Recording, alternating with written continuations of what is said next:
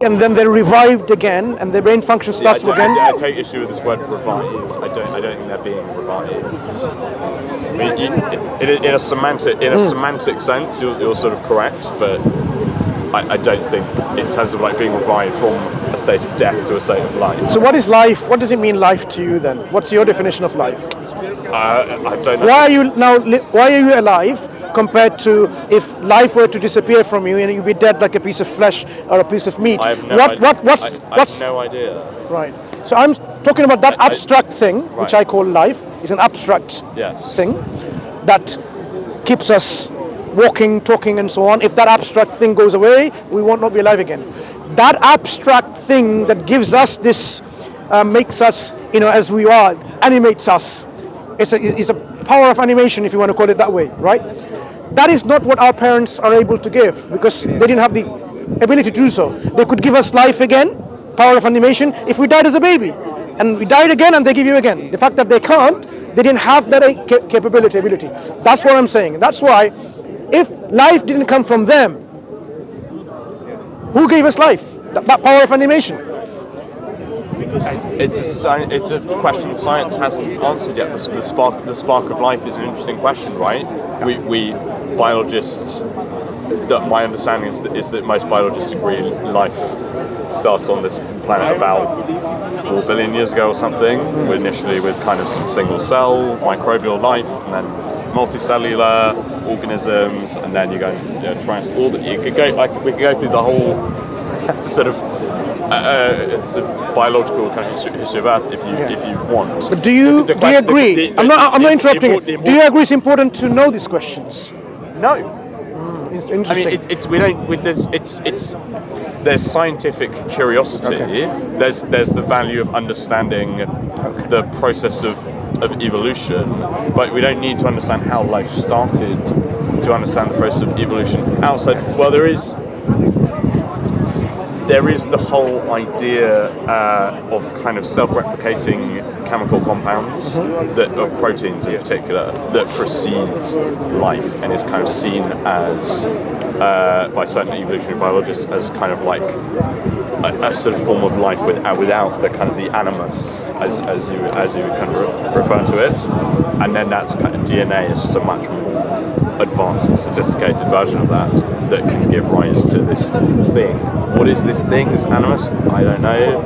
Most scientists don't know. It's still an open question. It's an interesting question. I don't, but in terms of like how I go about my day-to-day life and my existence, I don't need to answer that question. Okay. I'm talking to you. But you do without having an answer for that question. But you do appreciate that power of animation will go away from us when we will die. Yes.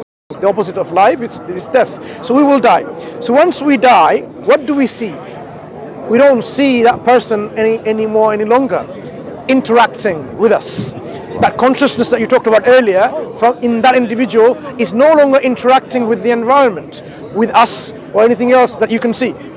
So once you and I die, what's going to happen to us? Are we going to remain or become or transform? As Bertrand Russell said, when I die, my body shall rot. So that's it. So basically, there is no difference between you're in a living state in which this rearrangement of atoms, and when you die, it's rearrangement of atoms. Yeah. That's it. Yeah. So there's no meaning to anything. Well, sorry, let me revise slightly. That's, as far as I know, that is what happens. I have no evidence to believe otherwise. Yeah. But maybe I'll be surprised. So why are we programmed to die? I could only know that, after I'm dead and I wake up in some afterlife. Why are we programmed to death? Why is it programmed in every living body? What do you mean by programmed to death? Okay. Which living species that you know lives forever? Sorry, do you understand the concept of entropy? No, I'm talking about living species. Yes. Living species. It's okay. Living species like ourselves. Yes. Trees, animals, plants and animals and so on. We're talking about they do not remain forever and forever in that state. For example, you are in a particular state, as you said, state of entropy, but you can't maintain it, even though you try to balance between anabolism and catabolism. Yes. Yep. your body is somehow programmed within your genetic codes in which you will die. That is inevitable in every living species. I'm not sure if it's programmed in the sense that you're talking about. So is it random? It's either programmed or random. The makeup of our physiological body as we're born is sort of programmed in a sense, yes, by our genetics, and then as far as we know, as a function of existing in the natural world, our bodies grow and mature, and then why do we age and why do we die after that? Well, there's all kinds of research into like telomeres and kind of that's part of the chromosomal part of chromosomes. Is it a random process when people age? Like human beings. Take the example of human beings. There's growing. Why? I'm not an expert on telomeres, but there's growing kind of research and evidence about this. And yes, I'm aware there's scientists kind of trying to understand. Oh, maybe we can slow down. The reverse the aging process. You're answering the question to yourself when you say we can slow down. I maintain that it's emergent and we don't know. No, but what I'm saying is you're already answering the question. You're saying we can slow down the process. That means the process is already determined that it's going to be like this. When you have a determination of a process, that's a program. Well, it's not fully determined because every living thing is determined like that. Well, because people can do things to themselves in their lives that elongate or shorten their life. Have you seen? And also people can die, in a plane crash that's different. Or in a war. Which is nothing. That's accidental causation. That's accidental interference. Right? So, I'm saying if you don't interfere. But my point is it's not determined. No, I'm saying if actually you do agree with me. Tell me if you disagree with me then.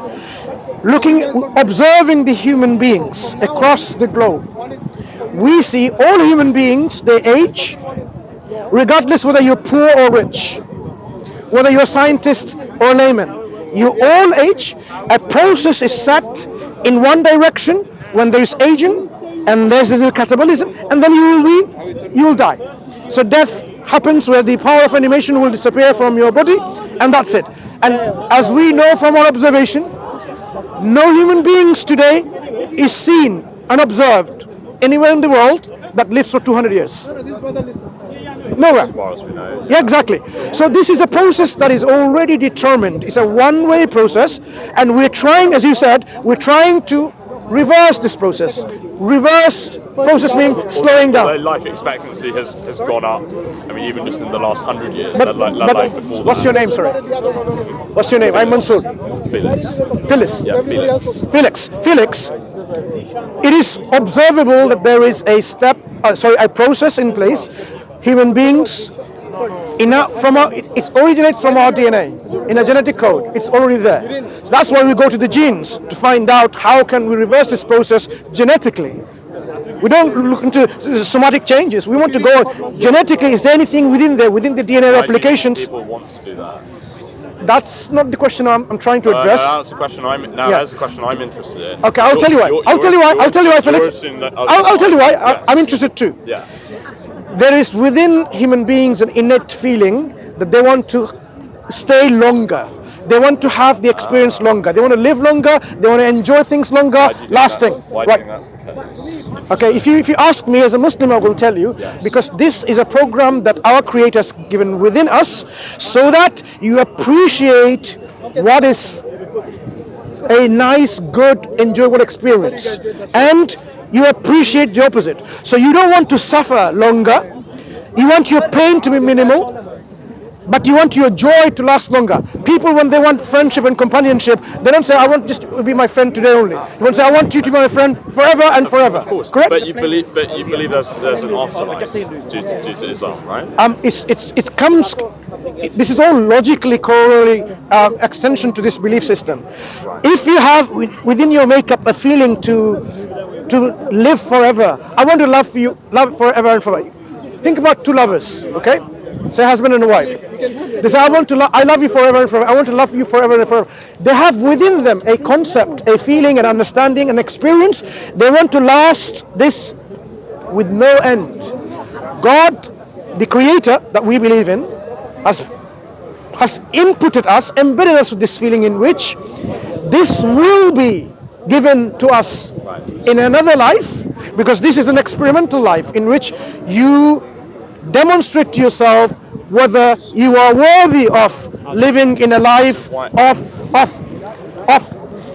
continuous joy, bliss, or you became an arrogant, stubborn individual. You reject knowing the truth and so on. So we believe our life that we have comes with consequences with the choices that we have. But do you believe that your God is kind of all loving? God, when you say all loving, it's something that needs to be explained. God is loving, and there's no one who can love more than God. So we say God is more loving than anyone else. God is more merciful than anyone else. More loving than anyone else. Yeah. Let me that's good enough. But there are conditions attached to who can be the recipients of special love from God. There's two types of love from God. One is a general love for everyone, because that's his justice, being just. He gives this general love, and he shows them this guidance through his general love to every human beings. But he selectively gives a specific form of love those who are recipient of that by fulfilling certain conditions. So for example, we say God is Ar-Rahman, merciful. God is Ar-Rahim, merciful. But there's a distinction between these two mercy. One mercy encompasses everyone in a general sense. Another mercy is that extends only to the believers. Everlasting mercy, not just temporal mercy. To explain to you a bit more, it's interesting. I understand.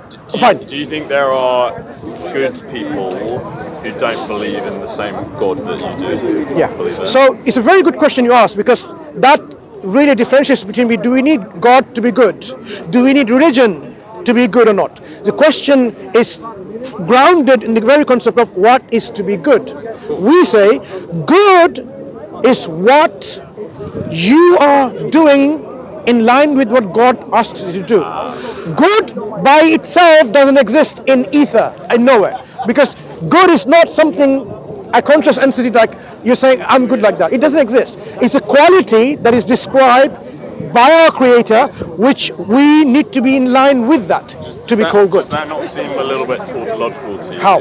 That God will give more love to the people he deems as good, but he deems people as good by his own metric.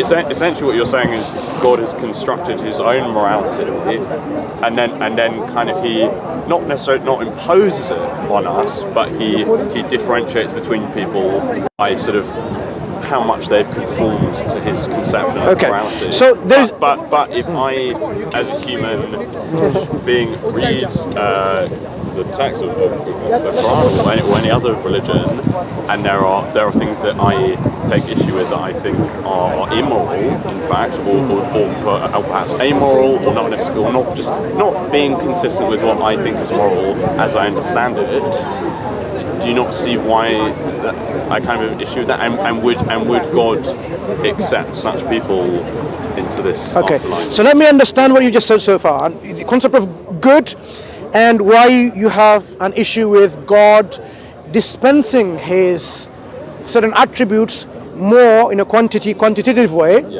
on some than the others. Let me give you an analogy, a scenario to understand that.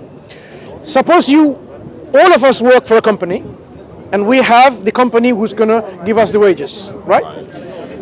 You do all the things the company asks you to do. Convene meetings, contract deals. Me, for example, when I had the opportunity, I deliberately, instead of working for the company, I try to help his company out and so on and so forth.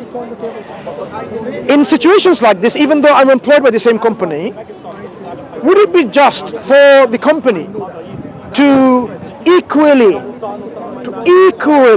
look at our work and say, I will not punish you with anything, but I will give you the same bonus that you get because of what you've done, and I will have the same bonus as well. So the bonus, right? We're talking about the bonus issue. Yes. Forget the punishment issue, the bonus. So you get the bonus for all that you've done, and all that I didn't do and did something contrary, I get the bonus. Would you say this is fair? First of all, rewards and punishment are just the inverse of each other, right? So if God motivates people to do good because they'll be divinely rewarded or because they don't want to be divinely punished, I kind of see those as the same thing. If you're separating people into two groups, you can either say like reward not reward or punishment not punishment. I don't really see. But I talked about bonuses between two, not punishment, right. bonuses. So exactly that. But this is why I'm making this point, because bonuses are a type of reward, not a type of punishment. Yeah, both are the reward. Sure. So if both are rewarded equally, it's interesting. You're making this analogy and kind of putting the executives of the company in the. I want you to understand something from real life. In the position of Feel God. free to jump in whenever you want. want In the position of God. In your analogy, that's kind of what you're doing. Can I just ask a simpler question? What is good according to you? I don't have an objective description of what is good. It's something I think about all the time. There are many situations I encounter in my own life, or in fiction, or in other people's lives, where I don't have an immediate answer to the question of what is good in this situation, or what is the right thing, or what is the right thing for this person to do. I don't always necessarily have an immediate answer. When I encounter such situations, it'll most likely cause me to go away and think about what is good in that kind of situation, and hopefully that will evolve my moral thinking. But the important thing there is that it's all thinking happening inside my head, in conversation with other people as well, to kind of see what they think. Maybe someone can help me.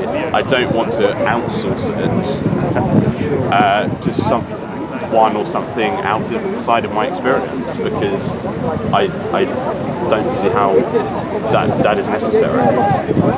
And you use the word moral, so in terms of your perspective, would you say that morality is something which is real, or morality is something which is real but inaccessible, like a moral skeptic would say?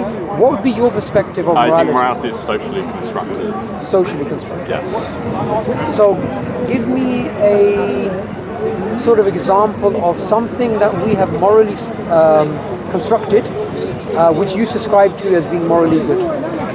Injunctions against rape and murder and theft and slavery would be some examples. Okay. Yeah. So currently, the injunction against murder. Yes. Okay? That is something which generally people agree about. But say in the what biologists call the environmental evolutionary adaptation, hunter-gatherer societies, that wasn't there. So the social construct of the injunction of killing someone innocent was not there. That you're forbidden to do that. At that point in history, would you say it was morally permissible to kill somebody, or would you say that there is a morality which is... This is a rather sort of like a progressivist or kind of Hegelian, if you're familiar with Hegel, sort of way of looking at history. The idea that kind of human civilization is kind of always progressing in terms of its morality, its ethics, its technology, its culture, all these kind of things.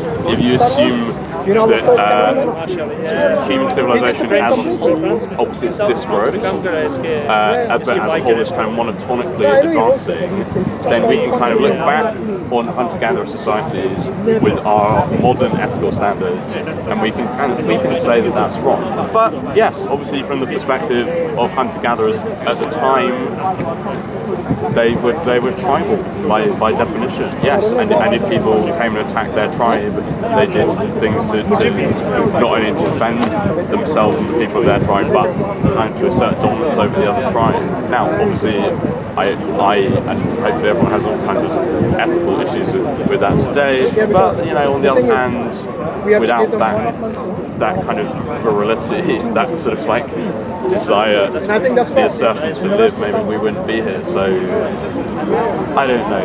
In terms of more recent examples from history, where we have a lot more specific accounts of specific people and specific events, I think it's much easier to give a judgment on such things. But yes, of course, part of my idea of morality being socially constructed is that it changes over time. So would you subscribe to say the view of the moral zeitgeist, which people like Richard Dawkins speak about? Because you sort of alluded to that there is some direction that we are headed towards. Would you say that that is historically and sociologically what we see in the history of humanity? So if we take something like the Greeks, right? The Greeks were more egalitarian than, do you see, we have a counterexample, right? Important thing in that progressive view is I said that the advance of human civilization is monotonic. I do not necessarily agree that the progressivist history is correct. I don't think it is always monotonic. I mean, just think about, the fall of the Roman Empire, the burning of the Library of Alexandria, and all the kind of knowledge that was lost then, and then we had the Dark Ages in Europe, and yes, for centuries, the Islamic nations. Why don't you stand down, because we can barely hear it. Oh, sorry. Stand in the middle. In the Middle East and Northern Africa, But they can't hear us when I'm coming. flourished. Sure. They were from kind of, I don't know, 600 to 1200 AD. The Islamic world was kind of, along with China, was the world leader in terms of like mathematics and engineering and all, culture, all these things. Yes. So it's not monotonic. Yeah. Okay. So we can agree there are some anomalies in that theory. Yes. Would you subscribe to the moral zeitgeist though as a idea? Would you say that this is something you believe in? Well, it depends. It depends whose morals you're talking about, what agenda, political and economic agendas are at play. It's, there are 8 billion people on this planet. It connects to the alignment problem. Like, yes, there might be this group of people over here that's trying to move the moral zeitgeist in this direction, but then there might be another group of people over here that's going in a different direction. Yeah. Let's assume that the UN is our sort of representative as humanity. Let's just assume that for the sake. I know that's a very contentious issue. Okay, so let's just say just war theory. Right. Okay? Right. So the ideas there, some of the ideas from the Geneva Convention as well, some of the ideas from international relations perspective as in terms of treaties. Some of these ideas are now pretty much universally accepted, right? Would you say that objectively humanity has gone to a better place? I think if you want to talk about the UN specifically, that's an interesting question. I mean, it's one thing to talk about your laws and your beliefs. It's another thing to talk about actions or inactions for that matter. Okay, so let me just clarify. I don't mean to say something prescriptive. I mean something descriptive. This is what's written by in the charters, for example. The charters, exactly. It's not about whether the UN has the authority to prescribe those things and whether the UN is effective.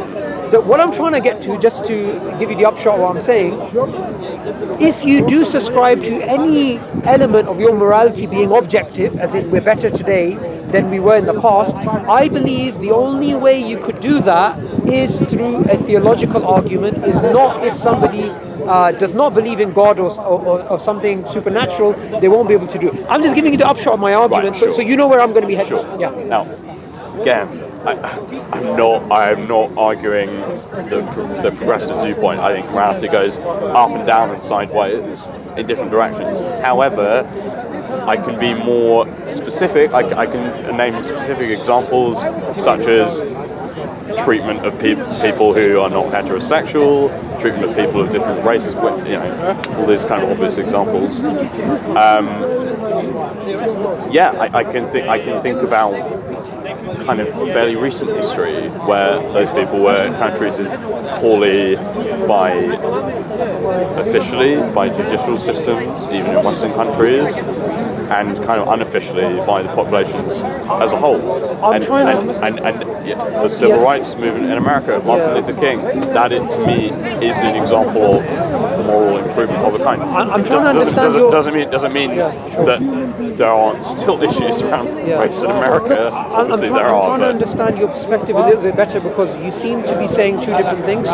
You seem to be saying there's no objective morality. I could be wrong. I'm just trying to understand. You seem to be saying there's no objective morality, it's a social construct, but at the same time, you do believe there's been progress. Now, progress is predicated on the idea that there's some standard benchmark objectivity. So there's two. I'm trying to understand your perspective better. No. Okay, sure. So what I'm saying is I can identify specific cases where the way we treat this kind of person or this situation now is, in my view, more ethical, more kind, more humane than how we used to. No, it's not. I can't say it's objective. It's just my opinion. Can I put out a contention I have? I can't prove it objectively. Sure. Because Can I it's put a out social construct. can I put out a contention to that? I believe the idea of progress is incompatible with subjectivity, and progress can only be compatible with objective moral standards. Shall I repeat that? Say more? Sorry? And can you elaborate on Okay. that? Why do you do I believe if somebody believes in moral subjectivity, or they believe in, say, moral skepticism, that they believe there is objective morals out there but we can't access them, from both those perspectives, they can't subscribe to a progressive perspective or moral zeitgeist. You have to have a belief that morals exist, which are objective, and secondly, that they are accessible. When you have both these beliefs, then you can subscribe to something in regards to progress or the moral zeitgeist. No, you're not listening to my argument. It's observational.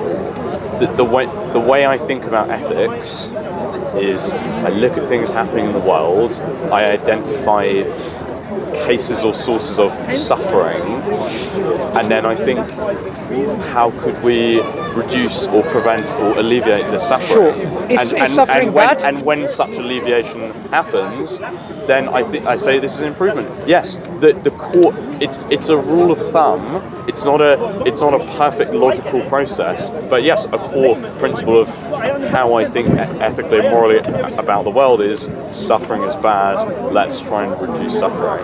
So I think if I may just quickly understand what you're saying. I don't think that's so your position is suffering is bad. We want to eliminate, prevent, minimize, totally get rid of it if we can. That determines what progress is. So that's how we're working on. To you, morality is grounded on this concept, in your understanding, where people should not suffer. And we need to reduce the suffering. When we can reduce the suffering, then we have made progress. So that is to you not only subjective, it's actually an objective standard which everyone should follow, because you are not making your individual like I wish there would be no suffering. You expect and you desire that everyone accept this foundational understanding that suffering should be avoided. No, that's why I never, with respect, I never said that. Okay. I maintain, and I'll repeat it again if you want me to say it again. This is how I personally think about ethics and morality. Many other people may also think about ethics and morality that way. I have not forced any of those people to think about the world in the same way I do. They merely have come to the same conclusion as me. Sure. So the perspective that he elucidated right now, that is what I believe you were subscribed to. You seem to be saying two different things. You seem to be saying this is my perspective, as in it's subjective, but at the same time, you're being pretty categorical that reducing suffering is a good thing. Well, yes, but of course, Do you see they're incompatible, these two ideas? it's my personal opinion that reducing suffering is a good thing, and yes, I'm being subjective. The way those things interact is the question of how we identify suffering, and that is also subjective, because there are many cases where we can think of where different people say one thing is suffering, what this isn't suffering, or this kind of, or in a slightly different way, oh, this kind of suffering is allowable, this one isn't. I don't agree with that. I don't agree with that because I believe you're muddying the waters a little bit. There is some type of suffering which is hard to. It's hard to categorically say it's bad, because say suffering when you're getting a tooth removed, you're getting that kind of stuff. We're not talking about that. There's other type of suffering, like for example, taking prisoners of war and torturing them, right? Yeah. So that type of suffering is something we can categorically say is wrong. So that type of suffering, you would say... Yes, except it doesn't appear to be wrong to the people taking those prisoners of war, does it? No, but clearly, we don't really...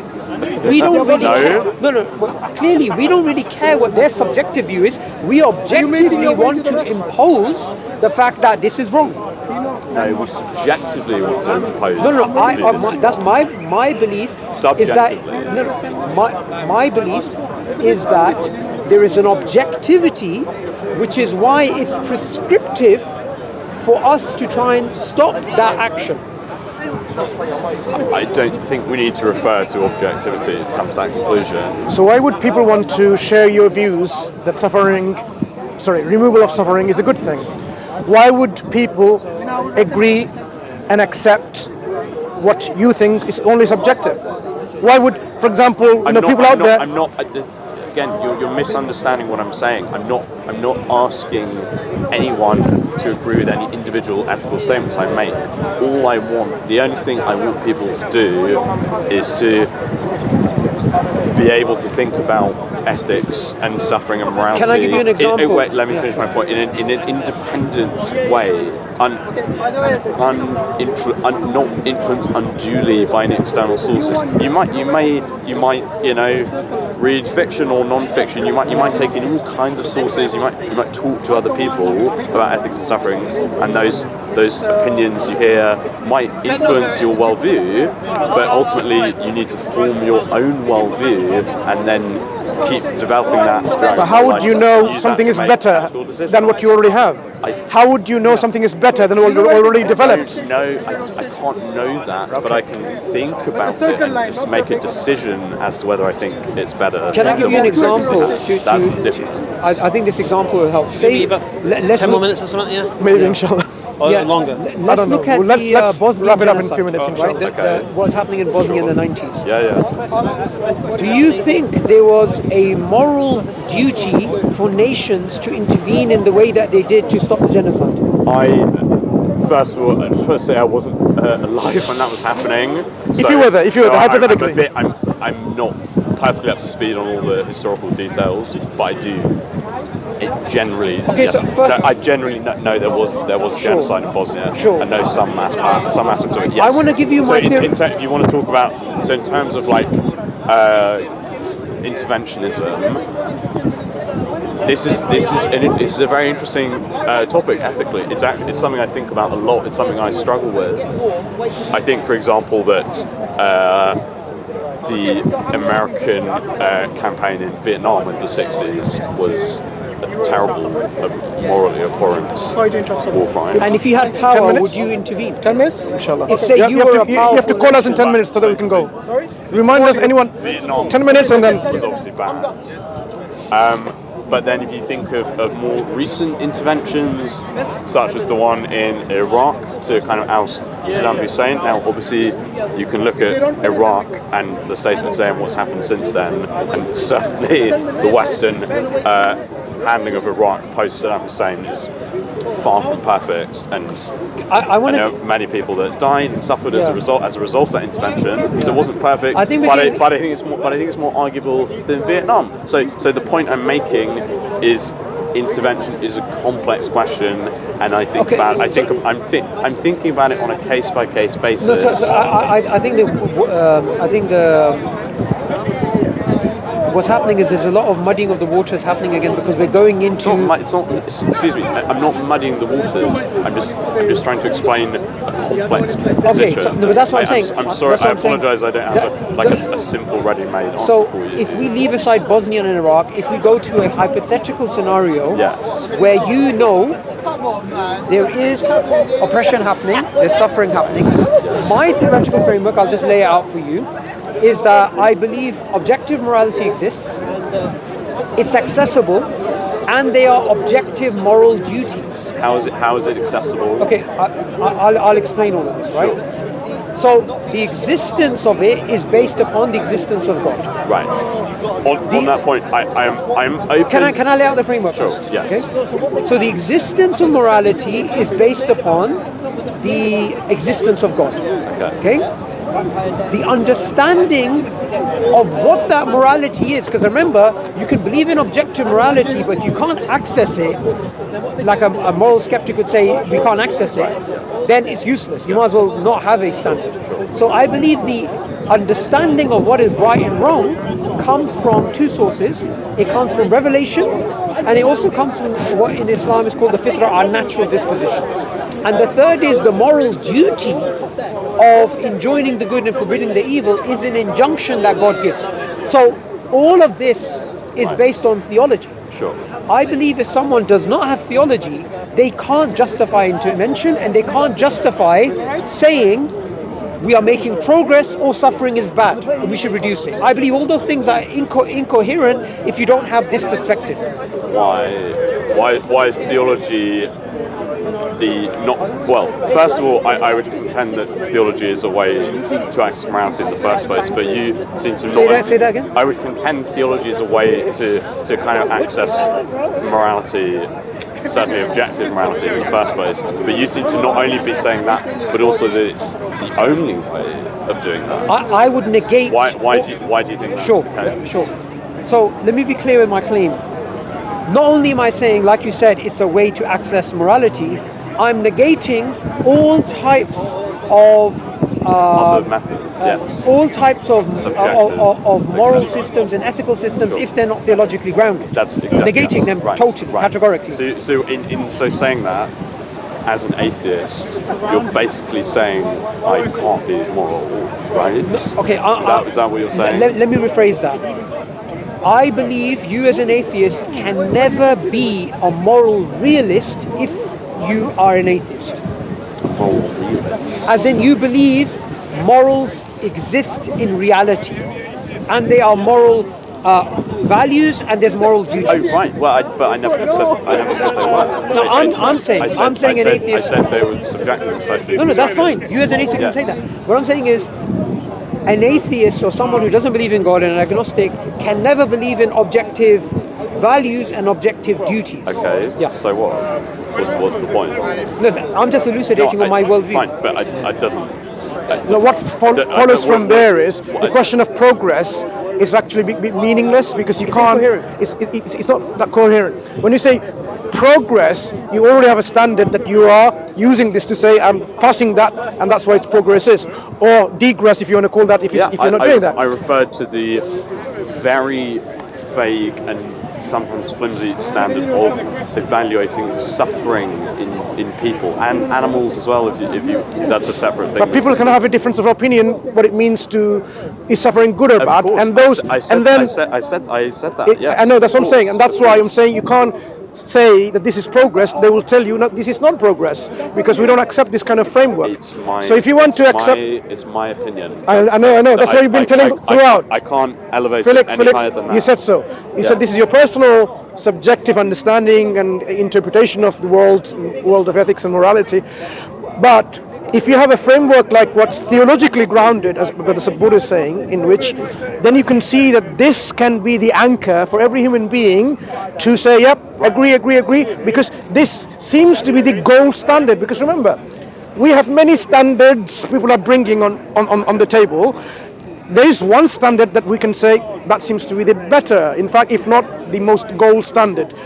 That is what theology does, giving that standard, but it has whole package package Can I in make terms a of... stronger claim? I need to respond to that, please. Sure. Because so first of all, I would not agree with that. Second of all, that would depend on the three suppositions you gave: the existence of God, Existence of objective morality, the existence of objective morality, the our ability to accessibility access it, moral duties, our moral obligations, our moral duties. narratives.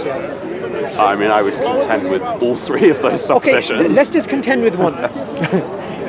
Without objective morality, there are no duties, and there's no point accessing it. Right. There's So if there's no God, then there's no there's objective nowhere morality. for you to get this objective There is, morality. it simply doesn't exist. Okay, I'm going to make a stronger claim, not just these claims, which is any moral values that you have as an atheist. The fact that you want to take care of the poor, you want to help the elderly, you want to do these things, even if you don't believe in God, they are actually from God. So in Islam, all human beings have been, and I'll give you evidence for this, all human beings have been created with an inner fitra, with an inner disposition, natural disposition to be kind. Okay, I know what you're and this goes in complete opposite direction to if the atheist fairy tale was true of how we came about. Sorry, fairy tale. As in, what's the fairy tale? you're referring to? the fairy tale that we came into existence without a designer, without a god, and your explanation of creation is not a fairy tale. Yes, I believe Coherent. it's true. Well, of course, you believe that. No, but can I just finish my argument? Well, no. Sorry. I didn't describe a fairy tale at any point in my argument. I specifically. No, I believe atheism is a fairy tale. I specifically maintain I cannot give a scientific or a rational or any kind of explanation for how the universe came into existence. No, we're talking about morality.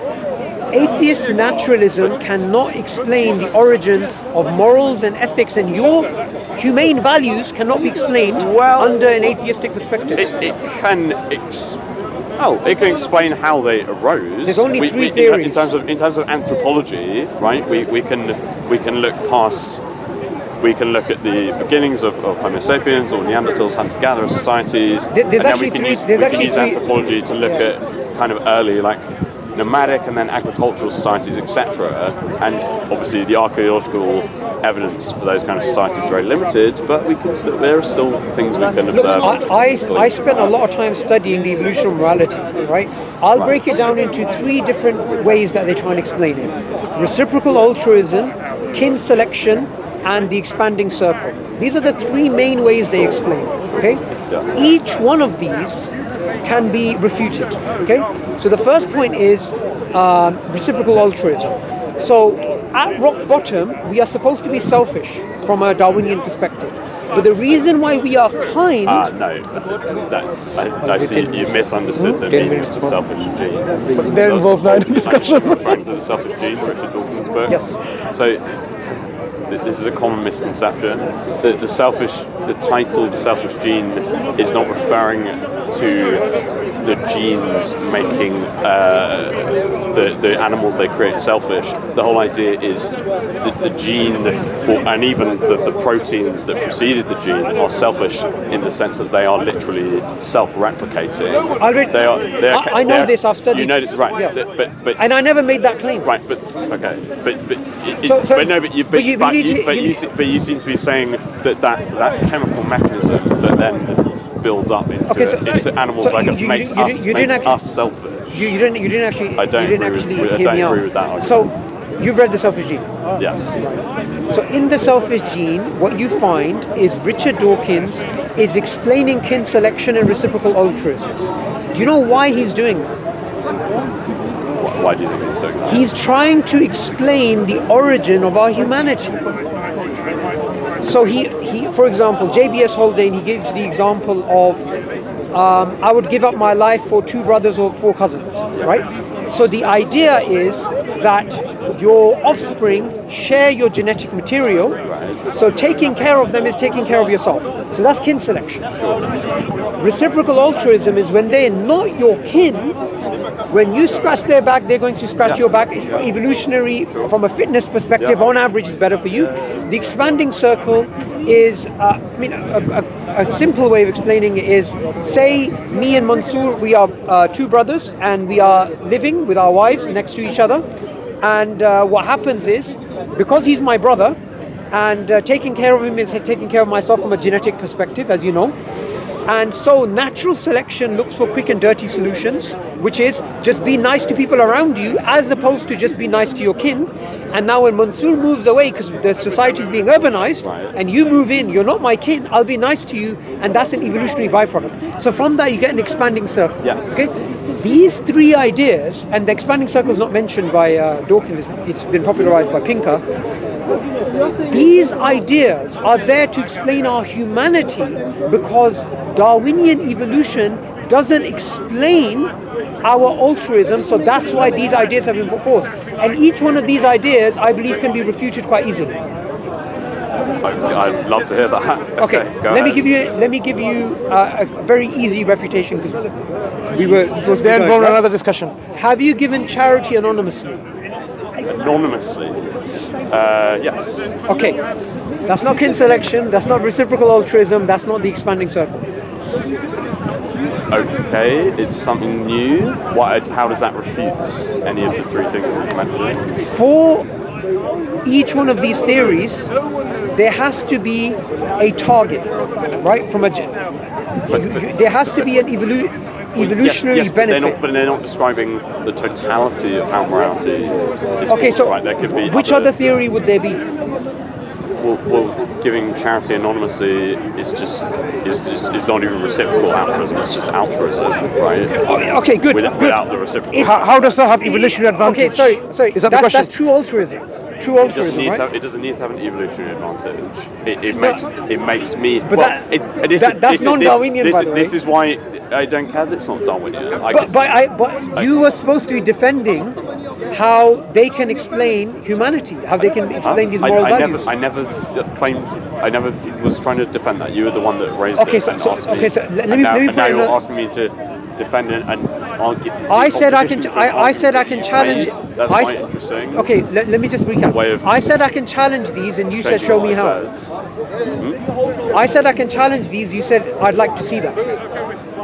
Yes, but you were the one that raised these. Okay. Do you know why I raised it? Because other than theism, the only way that atheism can try and explain morality is the Darwinian mechanism. Unless you know of another perspective. I agree with that. We can, again, this is what I don't know how many times I have to say this. Like, I exist in the world.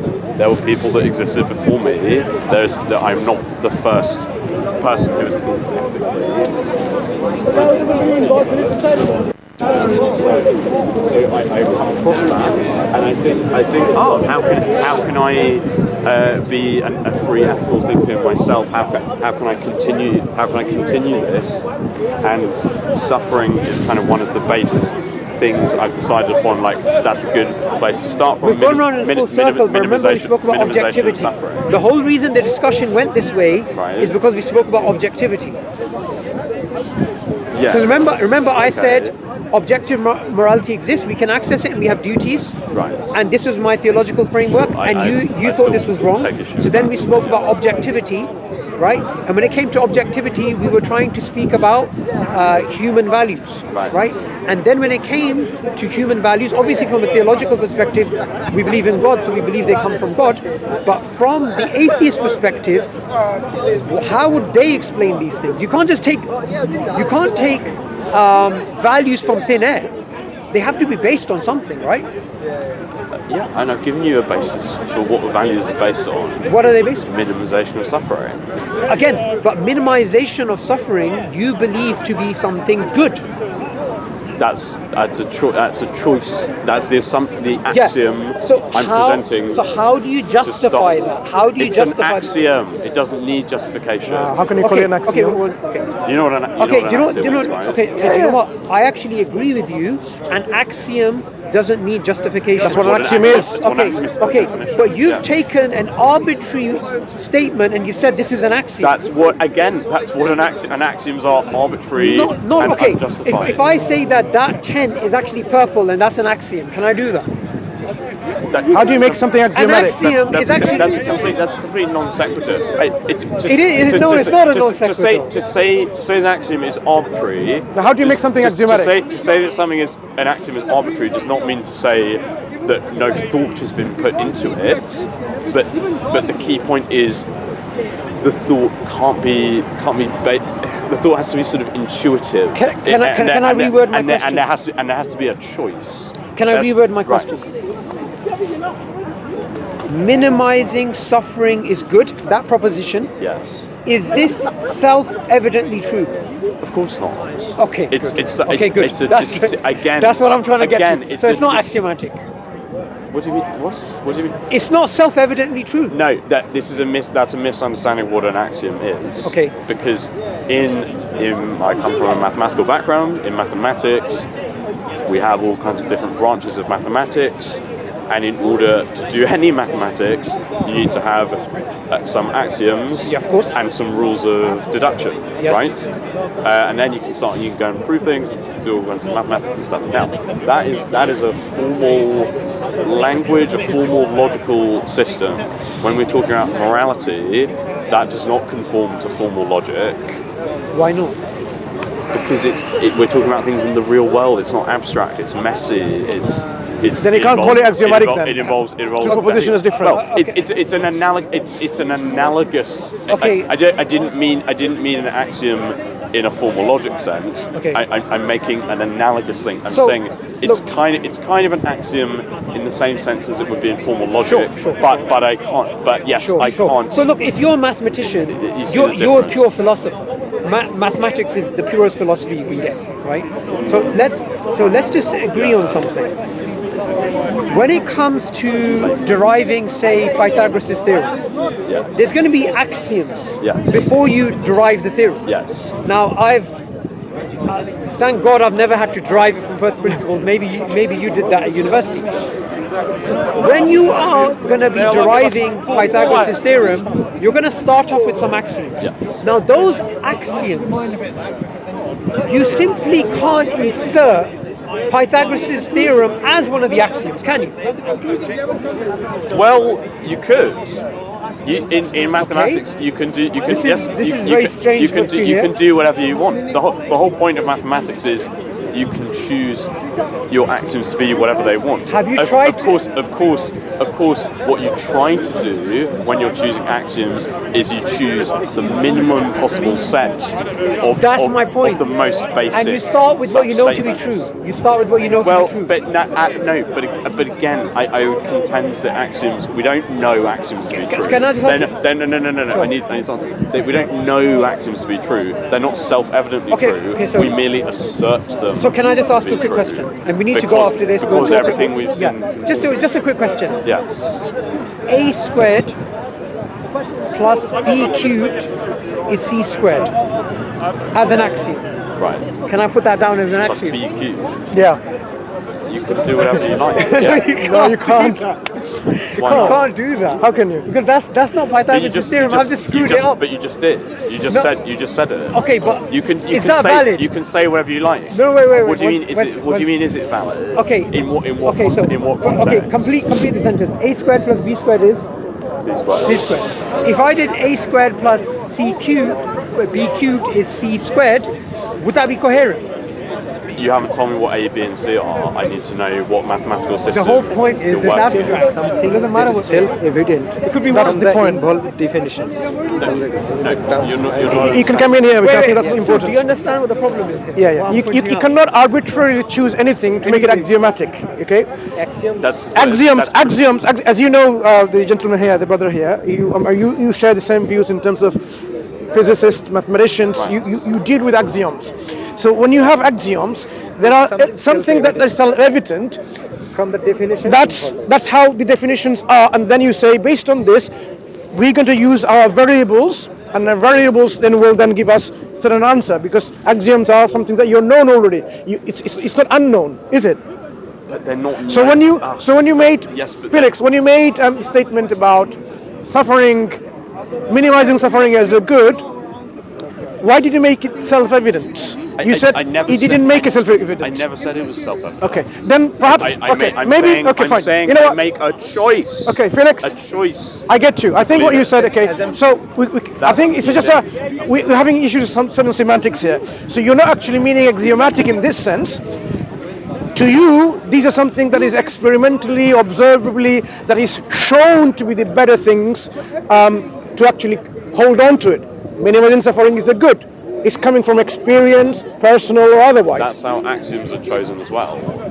In terms of not from experience. You refer to Euclid. You know, the parallel postulate, two parallel lines never meet. I mean, that also could be read as a definition of what parallel lines are. But there's a problem. You can choose different. Before we say this, because we have to go soon, I want to bring something. You can Felix, choose different sets of axioms. Fine. I want to bring the issues. Remember, I talked about like how bonuses is given to two employees of an individual, and it seems fair not to give them equal bonuses. Now, in our belief system, God is fair and just and merciful, so it will be unfair to treat the guilty and the innocent the same way. Likewise, that's your opinion. I mean, you can say this is axiomatic. It's axiomatic that's the axiom you're choosing. No, I'm saying this axiom that I'm choosing to treat the guilty and the innocent the same is unfair. Now, you can actually demonstrate that through experience, through understanding, through living mathematically, if you want. You can say like, how can we equally reward the criminal and the victim of that criminal? Excuse me.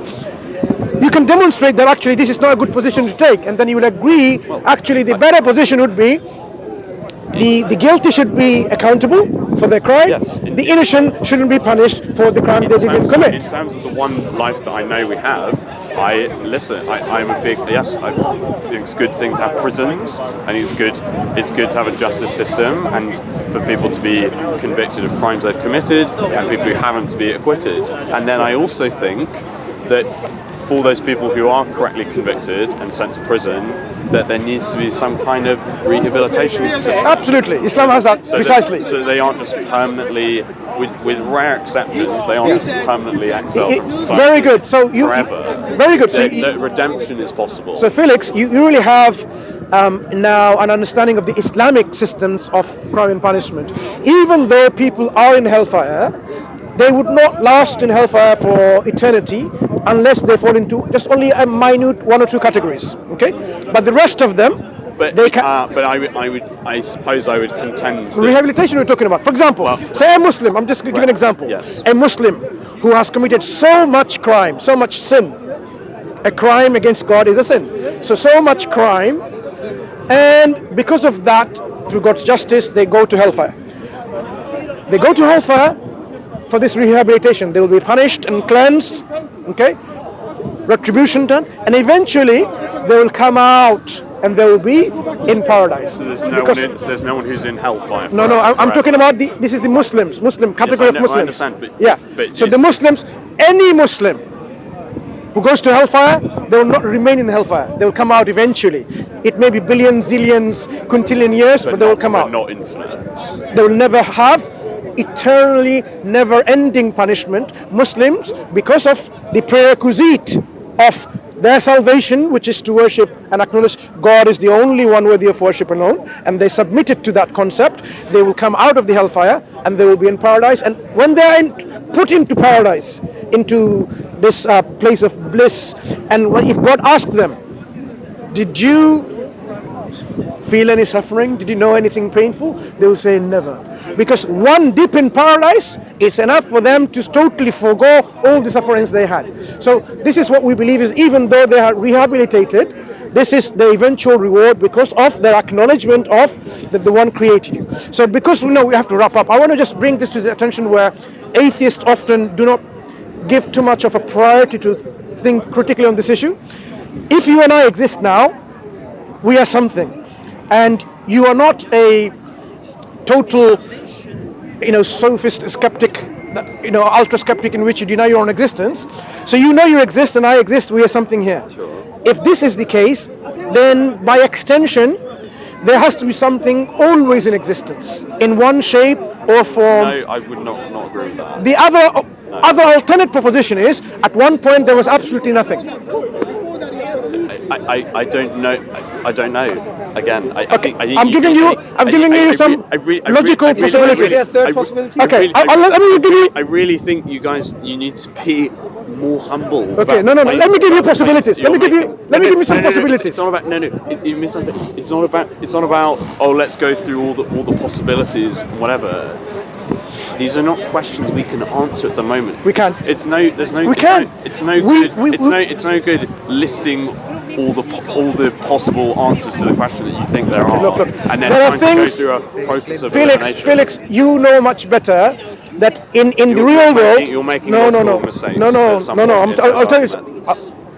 Can I reword what he's saying in a different way? Yeah. Whether there was always something or there was nothing to begin with, there's only two possibilities. Do you agree with that? Can there be a third? Could there be a third? No, I think there could be a third. Like, I can't tell you. Okay, that's fine. That's fine. I can't tell you what that third option is. We can pick up. These are very abstract concepts to think about, and I think to say there are these two possibilities and we've got it right and that's it. I think that's. Frankly, I don't think it's possible to have a third. I think that's. We can think about it.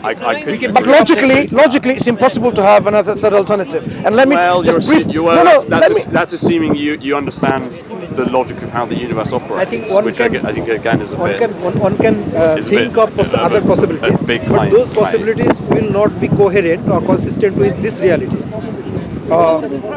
Other possibilities like injustices. We can imagine different concepts or different possibilities always, but to scrutinize which possibilities are really consistent with the